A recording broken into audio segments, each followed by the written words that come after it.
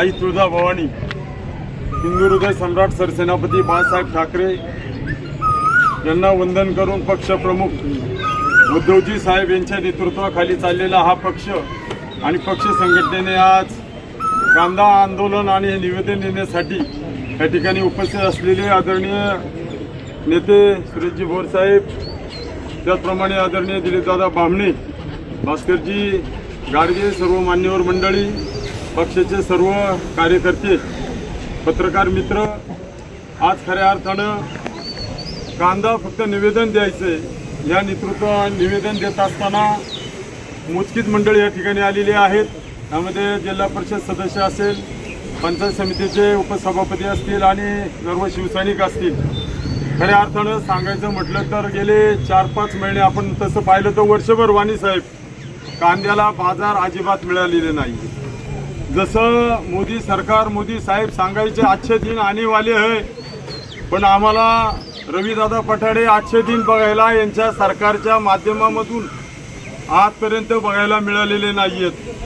परंतु मोदी सरकार पक्षाचं नेतृत्व करत असताना आज शेतकऱ्यांच्या ज्या झालेल्या नुकसानी असेल, शेतकरी खऱ्या अर्थानं मेथाकुटीला आलेला असेल, आतापर्यंत कधी शेतकरी एवढा मेथाकुटीला आलेला नाही, तो आता ह्या मोदी सरकारच्या काळामध्ये हा शेतकरी मेथाकुटीला आलेला दिसत आहे। आम्ही शेतकरी आहोत, कांदा उत्पादक आहोत।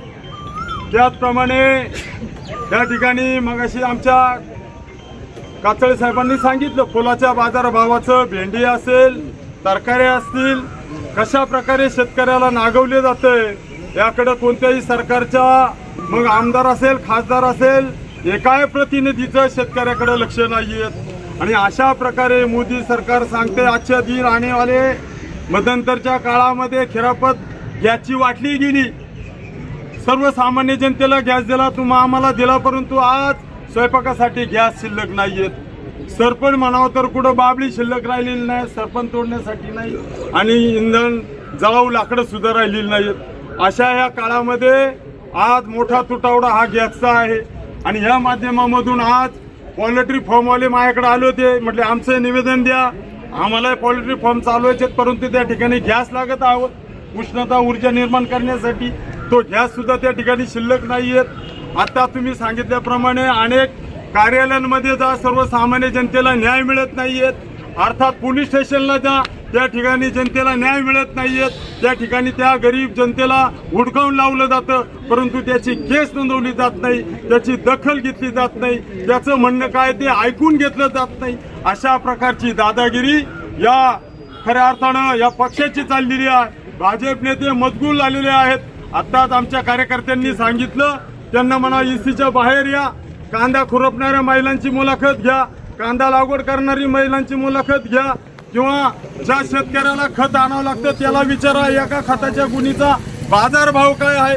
आज 2200च्या पुढे जर 24-24ची गोण गेली, 10-26ची गोण गेली, तर त्या शेतकऱ्याला 10-26 खत, 24-24 खत हे वेळत नाही, परंतु त्याच्या किमती एवढ्या मोठ्या गगनाला मिळालेल्या आहेत। आणि ह्या किमती गगनाला मिळाल्यामुळं आज शेतकऱ्याला 70 ते 80 हजार रुपये एकरी कांदा लागवडीला खर्च येत आहे। कांदा लागवड करण्यापूर्वी शेतीची जी मशागत करावी लागते, ट्रॅक्टरवाल्याला आज 1200 रुपये एकरी, मला वाटतं तासाला 1200 रुपये मोजावे लागतात। त्याचप्रमाणे नांगरणी असेल, फडणी असेल, कांद्याचं वावर तयार करायचे सर्व पद्धती असतील, याचा जर खर्च जर काढला तंतोतंत तर शेतकऱ्याला कांदा अजिबात परवडत नाहीयेत। व्यापार करणाऱ्याला फक्त गुणी आल्यानंतर व्यापार कसा करायचा त्यांना सांगावं लागत नाही, परंतु निर्यात ही काही दिवस बंद ठेवली गेली, निर्यात बंद, कांद्याला बाजारभाव नाहीयेत आणि शेतकरी बाकी मेथाकुटीला आलेला नाही, आता मेथाकुटीला आलेला आहे। परंतु हा मेथाकुटीला आलेल्या शेतकऱ्याला खऱ्या अर्थानं आजही तुम्ही पहा वाणी साहेब, लाईटची अवस्था काय आहे। लाईट ही 9 वाजता येते, 5 वाजता गुल होती, उन्हात पाणी सुद्धा मोटरींचं चालत नाहीयेत आणि पाणी सुद्धा त्या हिशोबात शेताला मिळत नाही, लाईट सुद्धा पुरती मिळत नाही। आणि मग मोदी सरकार सांगते अच्छे दिन आने वाले है। अरे अच्छे दिन ह्या भामट्यांना पैसा मिळाला, ज्या भामट्यांना काहीतरी मिळालं ते मग आमदार असतील, खासदार असतील, चला भाजपात, मग खिरापत खायलाच जातात. आणि मग आमच्या शेतकऱ्यांचं वाली कोण आणि शेतकऱ्यांना वाली कोण मिळणार? तुम्ही आमच्या शेतकऱ्यांची मतं घेता, शेतकऱ्यांच्या मतावर तुम्ही आमदार होता, शेतकऱ्यांच्या मतावर तुम्ही खासदार होता, शेतकऱ्यांच्या मतावर तुमचं मंत्रिमंडळ तयार होतं. मग शेतकऱ्याचा हिशोब कुठं आहे? आणि अशा प्रकारे हे खऱ्या अर्थानं ज्या वेळेला मुख्यमंत्री म्हणून आमचे नेते खऱ्या अर्थानं उद्धव साहेब झाले आणि उद्धव साहेब खऱ्या अर्थानं नेता हा शेतकऱ्यांचा नेता, शेतकऱ्यांना न्याय देणारा नेता. परंतु या भाजप सरकारला हे खपलं नाही, या सरकारला ह्या गोष्टी खपल्या नाहीत आणि शेतकऱ्याच्या हिताचं कोणतंही काम ही मंडळी करणार नाहीत. म्हणून आता आम्ही थोडे आलेलो आहोत, परंतु यापुढे वाणी साहेब सांगतो शेतकऱ्यांच्या गाड्या भरून रस्त्यावर येतील, चक्का जाम केल्याशिवाय शेतकरी आणि आमचा उद्धव साहेबांचा कार्यकर्ता राहणार नाही. आमच्या उद्धव साहेबांचे कार्यकर्ते नाही म्हटलं तरी सर्व कार्यकर्ते किंवा मतदार हे जाग्यावर आहेत. शेतकऱ्यांचा जो आवाज दिला, आज जरी आमचे भास्कर शेठ गाडगे असतील किंवा नेत्यांनी सांगितलं असतं आपल्याला आंदोलन करायचं, चक्का जाम करायचा, तर रस्ता आम्ही जाम करू शकलो असतो. ही फक्त आम्हाला निवेदन द्यायचे आणि निवेदन देण्यासाठी तहसीलदार साहेबांकडे फक्त होऊ दिली तरी एवढे मोठे कार्यकर्ते या ठिकाणी आलेले आहेत. अशा प्रकारे खताचे बाजारभाव बघा, कांदा काढणीचा बाजारभाव बघा, त्याचप्रमाणे कांदा साठवणीच्या कांदा चाळीला होणारा खर्च बघा. या सर्व जर गोष्टी पाहिल्या तर माझ्या शेतकऱ्याच्या पदरामध्ये काय पडतंय. आणि तुम्ही सांगितल्याप्रमाणे अनेक शासन दरबारी दरवाजे ठोकायला गेलं तर शासनाला कुठल्याही प्रकारची जाग येत नाहीयेत. आमची शिकलेली मुलं शेतात राबतात, त्यांना न्याय मिळत नाहीयेत. शिकलेल्या मुलांचे हजारो रुपये भरून तुम्ही फॉर्म काढतायत, ही परीक्षा, MRP परीक्षा, याची परीक्षा, परंतु परीक्षेचे पेपर फुटले म्हणून त्या परीक्षा रद्द होत्यात आणि शेतकऱ्यांच्या मुलांचं हजारो रुपये खर्च त्या फॉर्म भरणी जातात. याचा सुद्धा निर्णय कोण घेत नाहीत आणि भाजप पक्ष याच्याकडे सुद्धा लक्ष देत नाहीत. आणि म्हणून भाजप पक्षाला कुठंतरी जाग यावी, आपल्याला कुणीतरी जाब विचारते, आपल्याला कुणीतरी जाब विचारणारे कार्यकर्ते आहेत.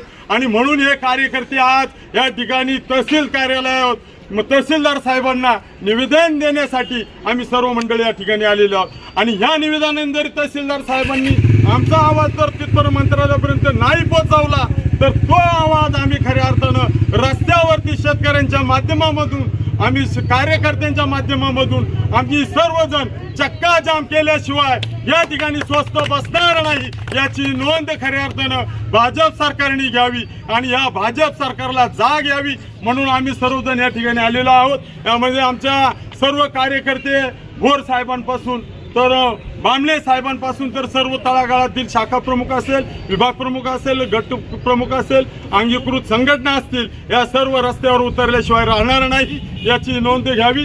बोलण्यासारखं महाराज भरपूर आहे, आपल्याला सुद्धा सरकार लक्ष देत आहे का? फक्त सांगते महाराज माझे पंढरपूरची यात्रा आली का हारत्यांचा, याची यात्रा आली का हारत्या. अरे पण आमच्यासाठी आहे काय?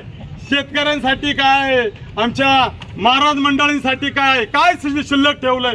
आणि म्हणून मोदी सरकारला वेळेत जाग यावी. गॅसचे बाजार वाढवलेत, पेट्रोलचे बाजार वाढवलेत, डिझेलचे बाजार वाढवलेत, तेही वेळेत मिळत नाहीयेत. शेतकऱ्यांचा खऱ्या अर्थाने आवाज दाबला जात आहे. हा आवाज उठवण्याचं काम आम्ही मंडळी करत आहोत. आणि म्हणून शिवसेना उपजिल्हा प्रमुख या नात्यानं वाणी साहेब आपण सर्वजण आलात आणि या निवेदनाची जर नोंद तहसील साहेबांनी नाही घेतली आणि त्यांचं गाऱ्हाणं जर मंत्रालयापर्यंत नाही मांडलं तर थोड्या दिवसात हा शिवसेना उद्धव बाळासाहेब ठाकरे पक्षाच्या वतीनं चक्का जाम करून, रस्ता जाम करून एसीत बसणाऱ्यांना खाली उतरवण्याचे काम आम्ही सर्व कार्यकर्ते करू, याची नोंद घ्यावी. जय हिंद, जय महाराष्ट्र.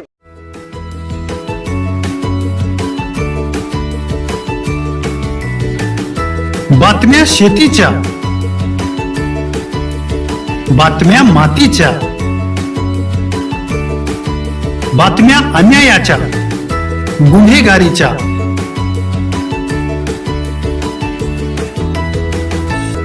राजकारणाच्या आणि समाजकारणाच्या,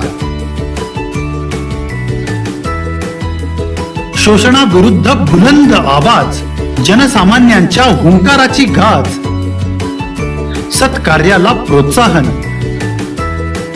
दुष्कृत्याला अनुशासन. निर्भीड, निस्पृह, सडेतोड, बेधडक आणि रोखटोक म्हणजेच विघ्नहर टाइम्स. शोध बातमीचा, ध्यास सत्याचा. आपलं चॅनल, आपली बातमी. सबस्क्राईब तर कराच, पण बेल आयकॉनवर क्लिक करायलाही विसरू नका.